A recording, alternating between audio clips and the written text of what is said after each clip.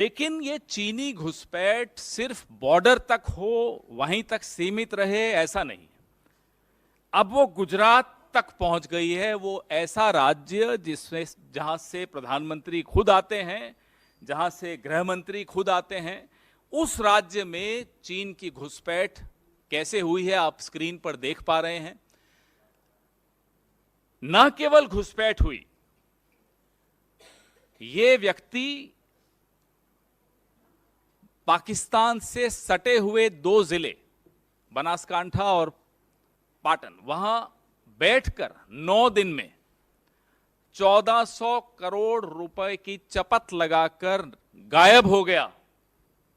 देखिए लोगों की शिकायतें, 2022 की शिकायतें आपको स्क्रीन पर दिख रही हैं, जो इसके विक्टिम्स थे, जो शिकार थे इस स्कैम के।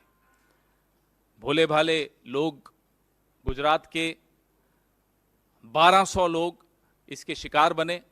और ये व्यक्ति, आप सोचिए कितना संवेदनशील इलाका है गुजरात के ये जिले जो पाकिस्तान से सटे हुए हैं, वहां एक चीन का व्यक्ति आता है।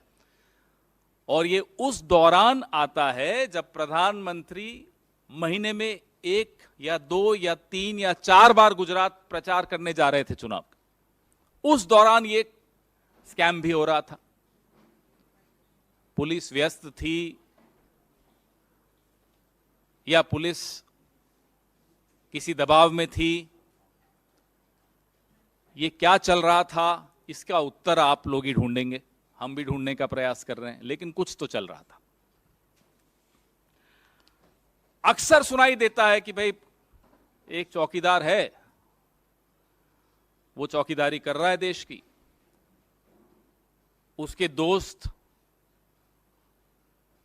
कुछ हैं, उनमें से गुजरात के भी, कुछ बाहर के भी, सहयोगियों के साथ मिलकर देश का पैसा लेकर बाहर चले गए। तो सुना है देश के बाहर से एक व्यक्ति आता है, और माफ कीजिएगा दुश्मन देश का एक व्यक्ति आता है, हमारे देश के 1400 करोड़ रुपए लूट के चला जाता है। कुछ मीडिया रिपोर्ट्स कहती हैं कि कुल मिलाकर नुकसान 4600 करोड़ का है, क्योंकि और राज्यों में भी ये डेनी डेटा नाम की जो ऐप थी। और इस ऐप को प्रचारित कौन कर रहा है आप स्क्रीन पर देख रहे हैं। पुलिस बेचारी अपनी तरफ से तो नहीं प्रचारित कर रही होगी, उनको भी कहीं से निर्देश हुए होंगे। पुलिस के जवान इस ऐप को प्रचारित करते हुए आपको इन चित्रों में दिख रहे हैं। तो ये इशारा कहां से हुआ? पुलिस एक ऐप को, जो कि एक चीनी व्यक्ति द्वारा बनाई गई ऐप है, why is the police advertising an app made by a shady, dubious Chinese national?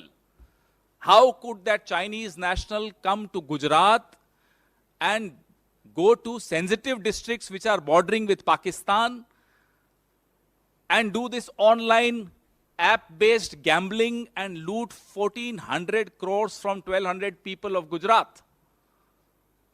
Don't forget, it's the same state where the Home Minister comes from, where the Prime Minister comes from. And they keep talking about the Gujarat model. ऐसे राज्य में ये हुआ।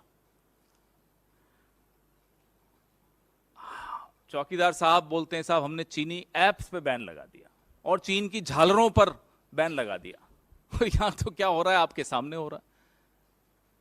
तो ये संभव नहीं है कि जिस साहेब की इशारे के बगैर पत्ता नहीं हिलता इस देश का, उनके आंगन में चीनी घुसकर आया, 9 दिन रहा, 1200 लोगों को शिकार बनाया, 1400 करोड़ रुपए लूट के चला गया।